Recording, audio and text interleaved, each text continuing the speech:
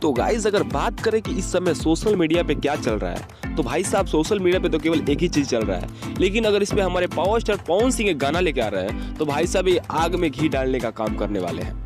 जी है guys, power star Pawan Singh का कांचा बादाम जो सॉन्ग है उसका रीमेक बनने जा रहा है, वो भी हम पूरी डिटेल के साथ बात करेंगे। तो गाइस भोजपुरी में इसका एक रीमेक बन चुका है जो कि वेब म्यूजिक के पास है, और वेब म्यूजिक के पास अगर है तो पावर स्टार पवन सिंह के पास भी आ गया है, क्योंकि वेब म्यूजिक से पवन सिंह का रिलेशन कैसा है हमें बताने की कोई जरूरत नहीं है। जी हाँ गाइस, पवन सिंह को परमिशन मिल चुका है इस पर रीमेक करने का, और पवन सिंह जब इस पर रीमेक करेंगे तो भाई साहब आग लगाने वाला है। जी हाँ गाइस, ये इतना बड़ा ग्लोबली हिट होने वाला है ना कि रील्स का तो भाई साहब बौछार लगने वाले हैं, और व्यूज का तो मतलब पूछो ही नहीं, आसमान फाड़ के जमीन चीड़ के व्यू आने वाला है। तो जी हाँ गाइस, ये गाना आपको वेब म्यूजिक सुनने को मिलेगा। कब तक सुनने को मिलेगा, इस वीडियो को पूरा अंत तक देखिएगा।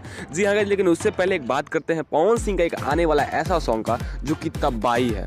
जी हाँ गाइस, एक ऐसी जोड़ी के साथ गाना आ रहा है वो कि बहुत बड़ी हिट है, जिसका क्लिप वायरल हो, लेकिन क्लिप वायरल करने से कोई फायदा नहीं है। वो गाना आपको 5 तारीख को सुनने को मिल जाएगा, वेट कीजिएगा। सेम टू सेम गाने का नाम है, जिसमें लिरिक्स लिखे हैं आजाद सिंह और सिंगर है हमारे पावर स्टार पवन सिंह और प्रियंका सिंह।